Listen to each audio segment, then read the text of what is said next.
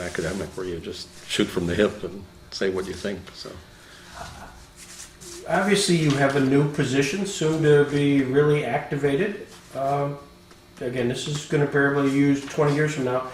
But what is the position and how did that happen? Well, in July of this year, 2014, the Human Rights Council voted to set up a commission of inquiry into the recent conflict in Gaza that started basically in the middle of June. And it's an Israeli military operation with a background to it.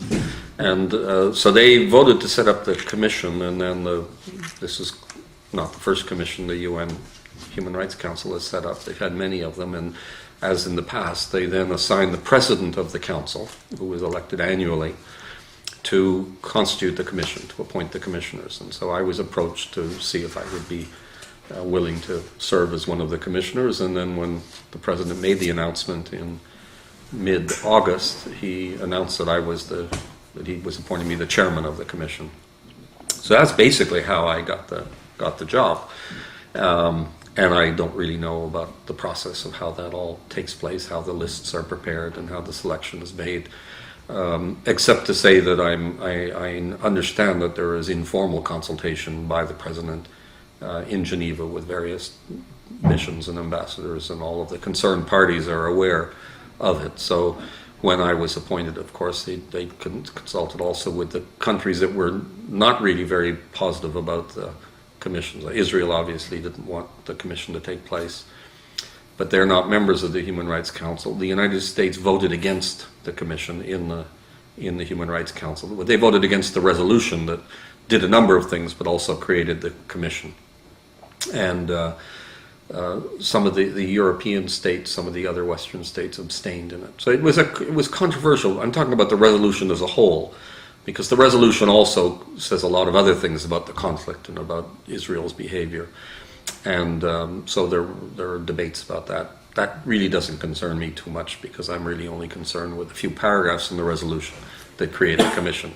But all of this is to say that it was not as if there was a total unanimity even on the idea of creating the commission. But all of the people, including those who knew about the commission, were I presume, informed about the lists of candidates. So it was known that I was a candidate, but I think partly because I've expressed opinions about the conflict in the Middle East before, I was, controversial.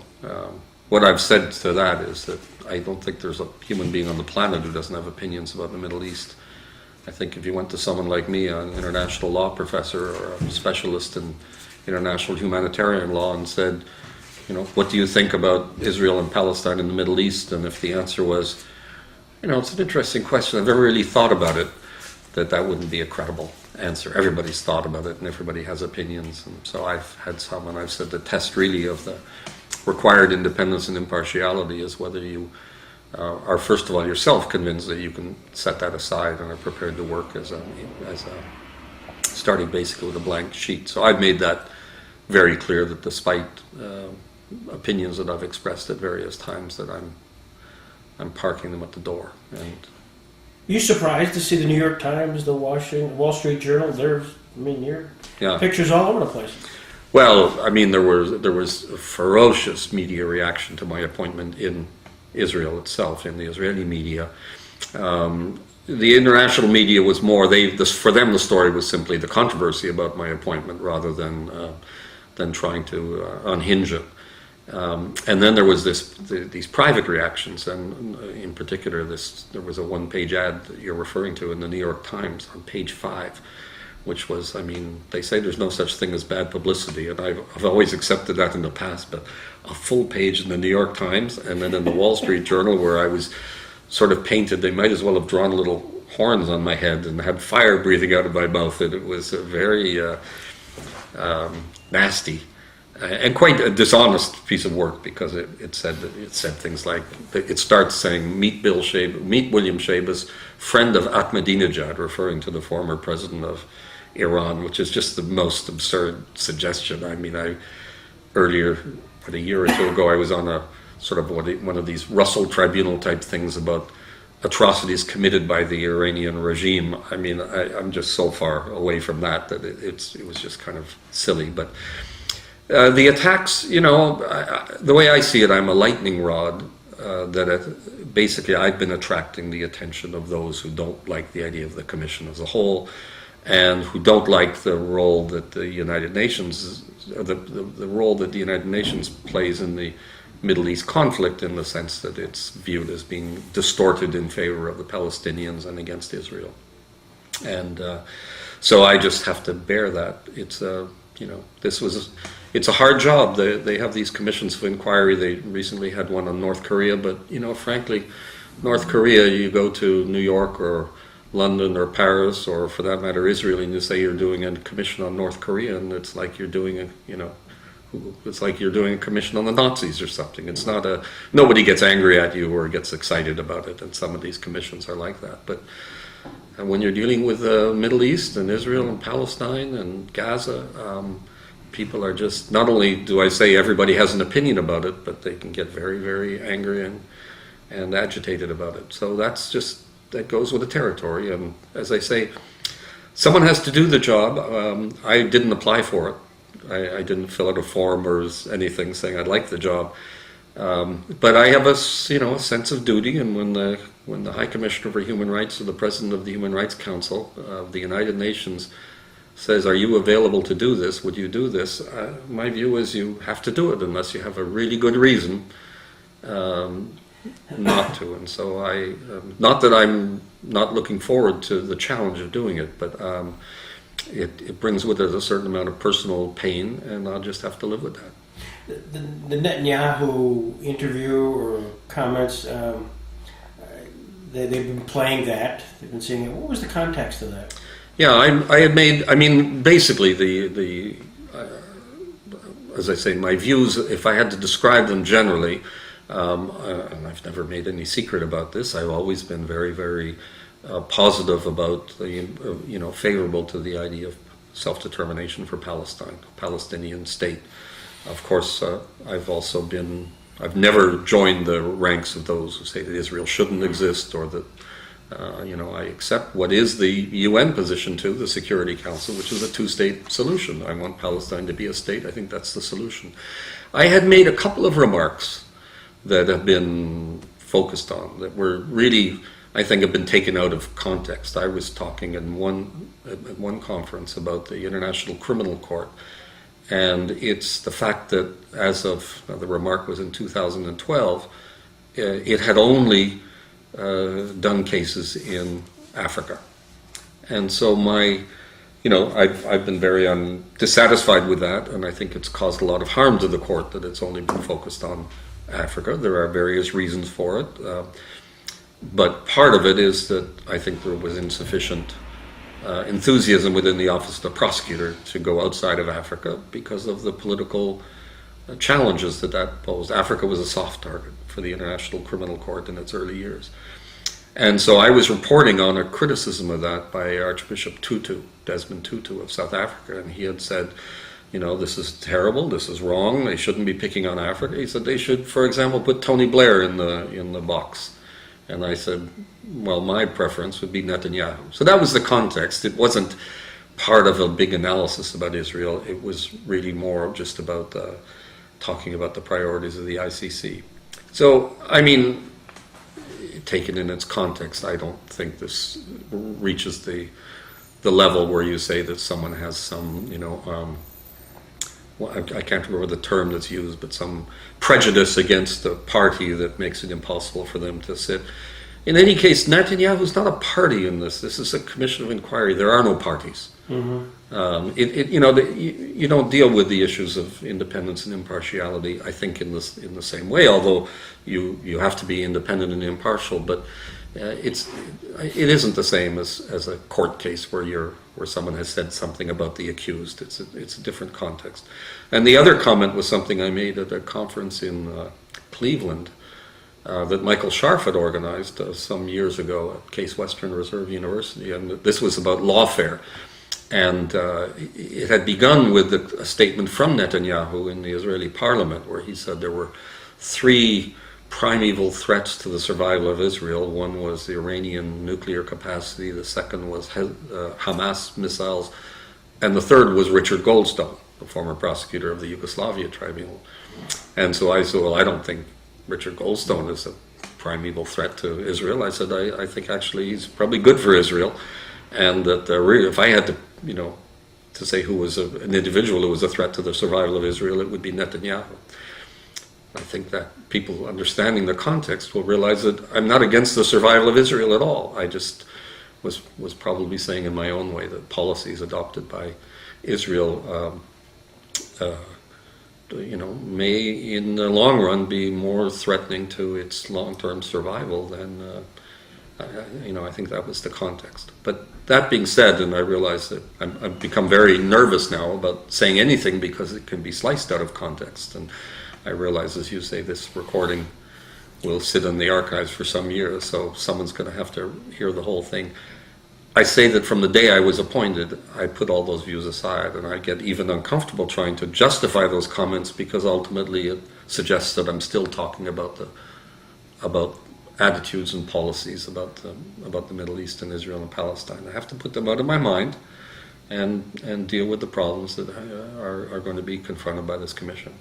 Will you be reaching out to Richard Goldstone, since many people think this is a Goldstone redux, or even Desmond, as you're here, because he was involved with that boat issue? The flotilla case. Yeah. Yes, absolutely. I mean, there have been 3 commissions in one form or another in the last 5 or 6 years dealing with Palestine. Of course, are dealing with, in particular, with Gaza. The most important of them, of course, being the Goldstone Commission. And I've been in touch with Richard. Of course, he's someone I had always defended, and he's a great personal friend. He's been at these dialogues as well in the past, and someone for whom I have great respect and admiration. So I definitely will want to benefit from his insights, although there were 3 other commissioners, and I know them all, and I'll be looking to, on the Goldstone Commission. It was a 4-person commission, and I'll be interested in engaging with them as well. One of them lives in Ireland. One of them lives in London, and I see her regularly, a colleague, an academic. The other is in Ireland, and the third is in Pakistan. But I'll be hoping to get their inputs, all of them. Of course, the Commission, although it presented a unified face when it issued its report, later, as is I think well known, Richard Goldstone retracted a part of the report, saying if I knew then what I know now, the conclusions of the report would be different. And of course, the other commissioners have not agreed with him, and so there's a mixed message that comes from that report that we'll have to look at and take into account, I guess. I think that Goldstone's comment is also interesting because Israel didn't cooperate with the Goldstone Commission, and when he says a year or 2 later, if I knew then what I know now, it would have been different. He's really saying to them, you should have cooperated more with us. You should have come before the commission and given us the information, because then we would have taken it seriously, and it would have influenced our conclusions. It might have led to a divided commission, for all I know. So it's a useful message. We're now engaged at this, because this is the very beginning of the work of the Commission, in trying to encourage full cooperation, and that includes cooperation of Israel. I hope they won't totally boycott it, and they'll provide us with information, because there are things that we have to know that only they can know, which involve the decisions about targeting and about proportionality. And if we don't get their side of it, then we're left to draw inferences from the result, and that doesn't give you a full picture of issues relating to war crimes. I don't recall. I know Desmond with the flotilla case. Did he get cooperation?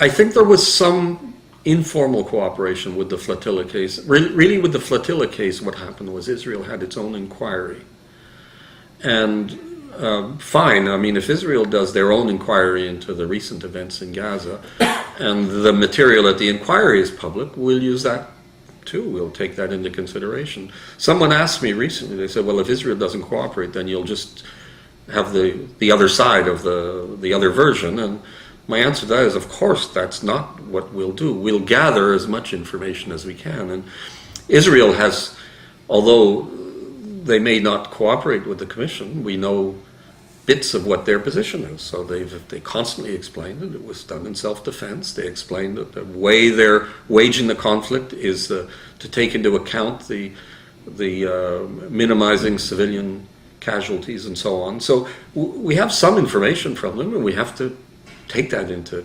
consideration. If they don't cooperate formally, but they have their own commission, and we get materials from that commission, we'll have to consider that as well. We have to consider all the information. It's not like an adversarial hearing. This is the other point I said earlier, that I think that the issues of recusal of members it's not quite the same issue as it is when it's a criminal prosecution. But it's the same with evidence. We're a commission of inquiry, and we have to get all the evidence. We're not at the mercy of the parties, so that if only one party comes before us, then we only get their side of it. We're going to get the other side. It's just it'd be better to get it from the horse's mouth, so to speak. What's your charge? When do you have to kind of make your report?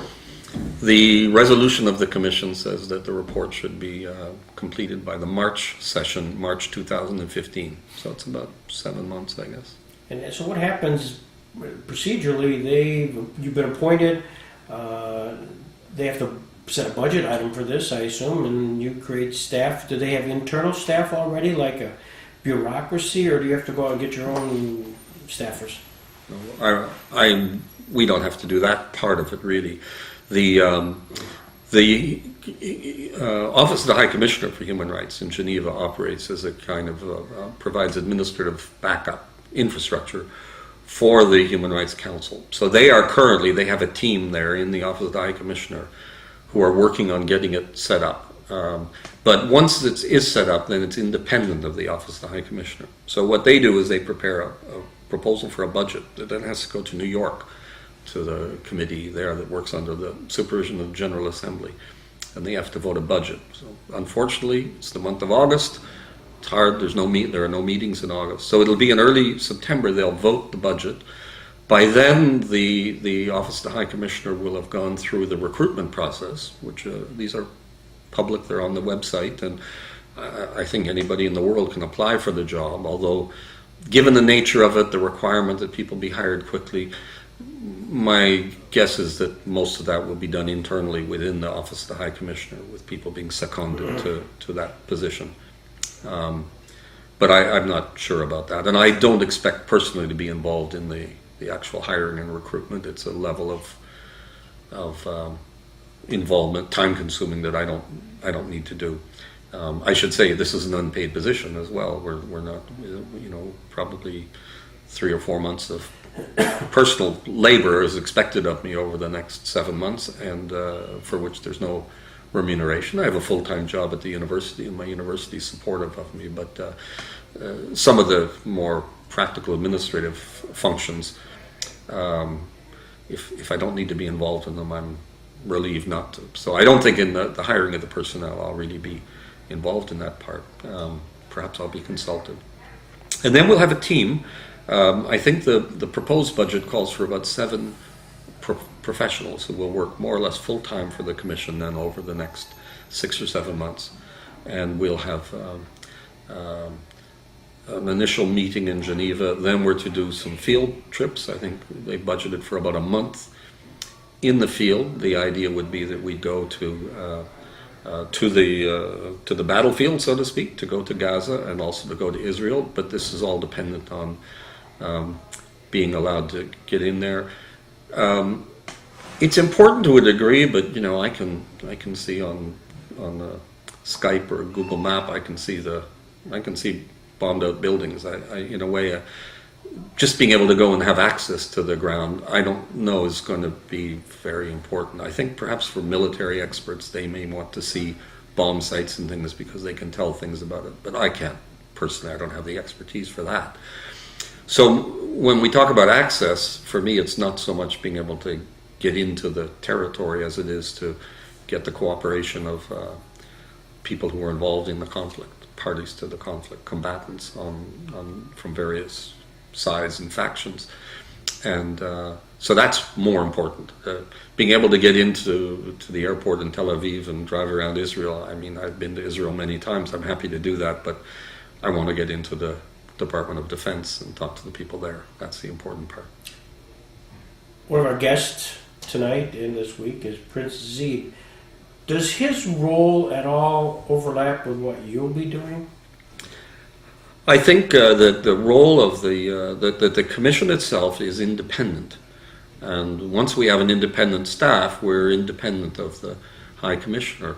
Of course, I think that the High Commissioner, the relationship and with the High Commissioner is very important. I've known Zaid for, I think, probably almost 20 years now, and I'm really looking forward to having him also as backup in a way to help the Commission accomplish its objectives. And so I'll be looking for, to the extent that, because this is a UN institution, this Commission is set up by the United Nations, formally by the Human Rights Council, but to the extent that at any point during its operation we need assistance or help or support in some way, I mean, the door I'll be knocking on is Zaid's door rather than, I mean, that will be the first port of call, and I'll expect his help, and I'm sure I'll get it.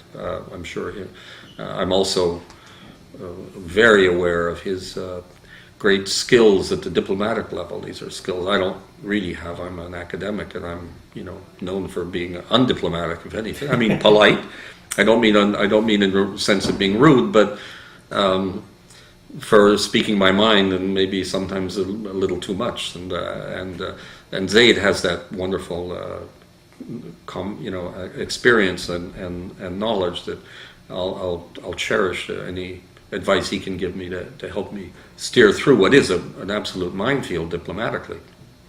And it seems to be an important part of whether or not this commission succeeds or doesn't, will be navigating that part of it. Some news came out a couple days ago that Hamas had agreed to the Palestinian Authority's application to be part of the International Criminal Court. And how does that all play in? Because now theoretically that could look back to activities even back to 2002. Is this part of this at all? Yes, it absolutely is. There's a legal debate about whether a Palestinian declaration could be retroactive to 2002. And I don't want to go there, really. I don't think, I might be wrong about this, and we'll see how the interpretation of our mandate plays out. But basically, we're concerned with the events surrounding this latest military activity, which is 2014. So there's no doubt, I don't think, there's no serious argument that Palestine could give jurisdiction to the International Criminal Court retroactively for the period that concerns us, 2014. So it's very much in the wings, the ICC. It's sort of lurking there in the wings in a way that wasn't the case with the Goldstone report in 2009. There was a debate as to whether the Goldstone report could also lead to the International Criminal Court exercising jurisdiction, and it did make the recommendation, but finally the previous prosecutor, the prosecutor at the time, clearly wasn't very enthusiastic about trying to deal with that situation and with the conclusions of the Goldstone report. And I think that there's a strong possibility now, maybe probability is too strong a word, but somewhere in between possibility and probability, that Palestine will give jurisdiction to the International Criminal Court. And that's going to make then a very direct relationship between the work of this commission and possible prosecutions by the International Criminal Court, which I think is a fascinating part of the work of this commission. Most of the other commissions of inquiry set up by the United Nations have confronted the fact that it was unlikely or maybe almost impossible that the cases could actually come before the International Criminal Court because of the opposition by the countries on that were directly involved. And that will not be the case here. So this is a new feature, if you want, of human rights, of international law, that you have a commission of inquiry set up by the Human Rights Council that may very much be kind of the preliminary for the operation of the International Criminal Court. And that's, as I say, I think that maybe unique is too strong a word, but it's a new development, and it's a sign that the world is, people may look to this saying this was a step in the development of the international court and of the international system. I guess the other thing about it, I think there's an ongoing debate about whether that will help or hinder the search for peace in the Middle East. Mm-hmm. And some participants in the debate have said, oh, this would be the worst thing for the conflict in the Middle East, to have the International Criminal Court get involved in it. I think if we were to ask the prosecutor, she'll be here this afternoon, I think, the line of people around the International Criminal Court will be, well, we're not concerned with that. We don't deal with that. We don't get involved in those decisions about whether it's good or bad for peace. I've actually personally been more of the view that it is right to be involved in that the prosecutor of the International Criminal Court, in deciding where to operate and what situations to undertake, should be concerned about those issues. But I would say when it comes to the Middle East, I lean towards the view that this might actually help bring the region closer to peace.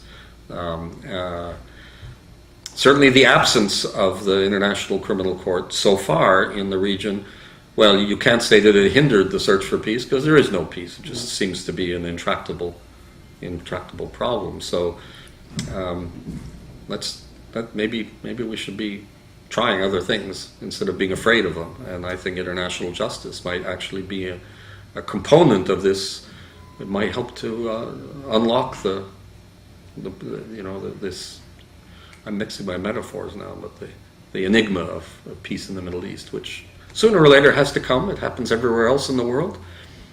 We're talking about now the 100th anniversary of the First World War. Who would have thought that France and Germany would be, embracing and looking back on the terrible years that they had, where they killed, an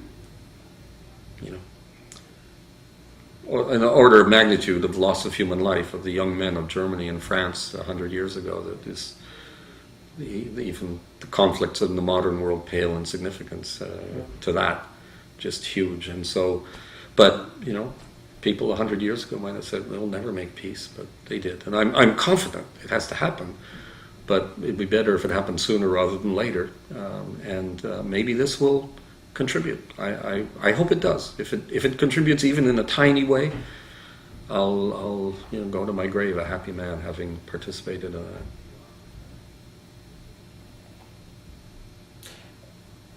I find this is personal. I'm just a transactional lawyer from Jamestown, New York, founder of the Jackson Center, but this particular day, this day and time, interestingly enough, at Chautauqua Institution, you got Prince Zaid, you got Desmond, who was part of this, you got Bill Schabas, who was part of it, you have Fatou Bensouda, and maybe this happens often, but it seems to me that here you have nucleating, if that's a term, something kind of interesting and unique. You guys are in the eye of various storms which relate kind of sort of to the Middle East process, or have. And I just find this all fascinating. And maybe it's synergy, maybe it's pure serendipity, I don't know. But tonight at the Jackson Center and later on tonight on the porch, I suspect there'll be conversations which will be somewhat a unique opportunity in this environment. This is now, I think, the 5th time or 6th time I've come to Chautauqua for these dialogues. And I think someone looking at it from a distance might say, oh yeah, it's a bunch of retired prosecutors who sit and tell war stories and reminisce. But it's clear, your remark points this out, that actually you bring people here, they may have retired from their job as a prosecutor, they may have moved on in one way or another, but that they're still very much part of this community of people involved in international law and international justice. And so you, because of the level of the people you get with this requirement that they be I don't get in on that part. I was never an international prosecutor. I come as one of the academic hangers-on, to participate in the discussions with them. But it does mean that this, it's probably not the first time it has happened either. But this creates one of those wonderful informal spaces where things happen. And I just had a wonderful chat over breakfast with David Crane, the former prosecutor of the Special Court for Sierra Leone, and we were talking. He was giving me great advice. I actually, for the first time, came to these dialogues to work because I realized all the people who were going to be here, and I have to talk to them. I have to get advice from them, and I have to also send signals to them that they can send to other people that may help the work of the commission. So it's more than just people reminiscing and telling war stories. This is great, Bill. Thank you. And as I mentioned, this is going to be embargoed, so I will not see this on C-SPAN unless I get a huge offer from the cinema this afternoon. Thousands of people. Well, the guy who put that nasty ad about me in the New York Times, that was page 5 of the New York Times, and people said, and he did it in the Wall Street Journal as well, and in the Washington Post, and someone said, we're talking hundreds of thousands of dollars for this, couldn't he have just slipped a brown envelope under my door and told me to get lost? Yeah. No, but no one ever spent so much money on me, I have to say. Well, thank you, Bill. This is Okay. great. There. Good. So what's next for today? I'm just going to kind of get you. Yeah, I don't know. I like the idea of kind of hanging around chatting with people. The danger is I'll go up to my room and start working on a book I'm working on and just sit there quietly for a few hours. I may do that. The reality, they're going to be floating in here all afternoon. And if you sat there, that's how you grab. And today's the day for me for doing this interviews because they're relaxed. People are too busy tomorrow. Well, you get caught up in the people, and there's not dedicated raw time. So, Good. great. Thank you. Always a pleasure.